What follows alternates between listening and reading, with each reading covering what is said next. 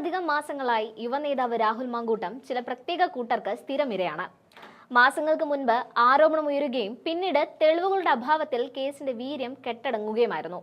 എന്നാൽ ലൈംഗിക ആരോപണവുമായി ബന്ധപ്പെട്ട് ഇക്കഴിഞ്ഞ ദിവസങ്ങളിൽ വീണ്ടും രാഹുലിനെതിരെ തെളിവുകൾ എന്ന രീതിയിൽ ശബ്ദ സന്ദേശങ്ങളും വാട്സ്ആപ്പ് ചാറ്റിന്റെ സ്ക്രീൻഷോട്ടുകളും പുറത്തു വന്നതോടെ വിഷയം വീണ്ടും ചൂടുപിടിക്കുകയായിരുന്നു.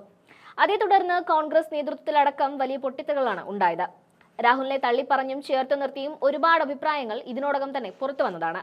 എന്നാൽ രാഹുലിനെതിരെ വരുന്ന ആരോപണങ്ങളെ തെളിവുകളുടെ അടിസ്ഥാനത്തിൽ തള്ളിക്കളഞ്ഞുകൊണ്ട് ഒരു അഭിഭാഷകൻ നടത്തിയ വെളിപ്പെടുത്തലുകളാണ് ഇപ്പോൾ രാഷ്ട്രീയ കേന്ദ്രങ്ങളിൽ ചർച്ചയാവുന്നത്.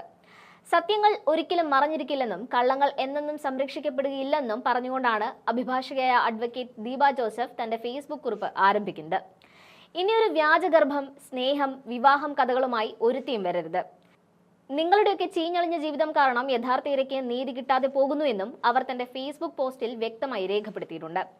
ഡൽഹിയിൽ നിന്നും കുറിക്കുന്ന ഈ കുറിപ്പിൽ സുപ്രീം കോടതിയിലും കേരളത്തിലും പ്രാക്ടീസ് ചെയ്യാറുണ്ടെന്നും താനൊരു ഭാര്യയും അമ്മയുമാണെന്നും നിയമത്തിൽ മാത്രമല്ല പൊളിറ്റിക്കൽ സയൻസിൽ ഗവേഷണവും പൂർത്തിയാക്കി അവാർഡ് പ്രതീക്ഷിക്കുന്നുണ്ടെന്നും ദീപ ജോസഫ് വ്യക്തമാക്കുന്നു.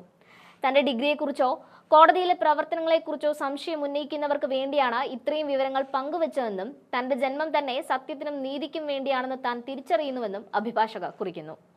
ഒരു അഭിഭാഷകൻ എന്നും സത്യത്തിന്റെ കാവലാളായിരിക്കുമെന്നും മറച്ചുവെച്ച സത്യം തേടി ഏതറ്റം വരെയും പോകുമെന്നും ദീപ ജോസഫ് പറയുന്നു.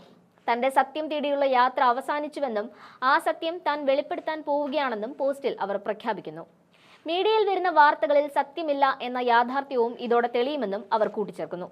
റേറ്റിംഗ് കൂട്ടാൻ വേണ്ടി മാത്രമാണ് ഒരു മാധ്യമ പ്രവർത്തക ഈ വിഷയത്തിൽ അങ്ങേയറ്റം ശ്രമിക്കുന്നത് എന്ന് ആരോപിക്കുന്ന അഭിഭാഷക ആ മാധ്യമ പ്രവർത്തകയോട് ചില ചോദ്യങ്ങൾ ഉന്നയിക്കുന്നുണ്ട്. സഹോദരി, ആരെയാണ് നിങ്ങൾ ഇര എന്ന് പറയുന്നത്? സത്യത്തിൽ ഇരയെന്നാൽ എന്താണെന്ന് നിങ്ങൾക്കറിയുമോ? ഒരു യഥാർത്ഥ ഇരയെ നിങ്ങൾ കണ്ടിട്ടുണ്ടോ എന്ന് അവർ ചോദിക്കുന്നു.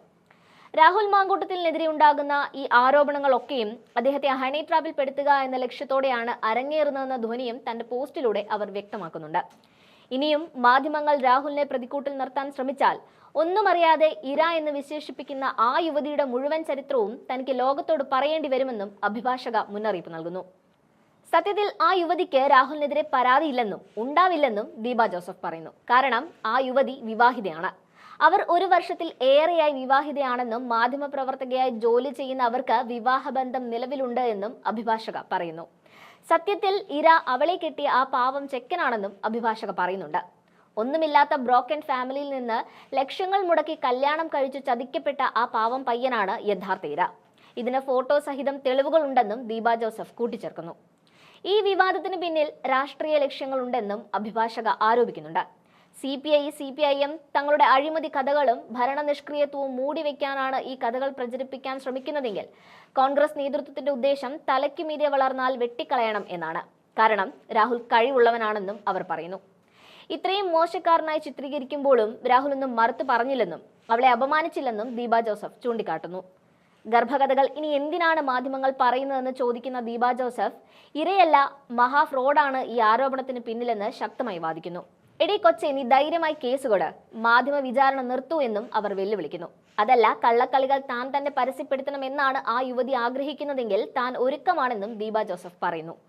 ഇനിയും ഒരു പുരുഷനെയും തന്റെ ഹണി ട്രാപ്പിൽ കൊണ്ടുവരരുതെന്നും ഈ യുവതിയോടും അവർക്ക് വേണ്ടി പ്രവർത്തിക്കുന്നവരോടും ഇവിടെ വെച്ച് ഈ പ്രോഗ്രാം സ്റ്റോപ്പ് ചെയ്യാൻ പറയണമെന്നും അല്ലാത്ത പക്ഷം തന്നെ പോലെയുള്ള ഒരുപാട് പേർ ചീറ്റിങ്ങിന് കേസ് ഫയൽ ചെയ്യുമെന്നും അഭിഭാഷക മുന്നറിയിപ്പ് നൽകുന്നു.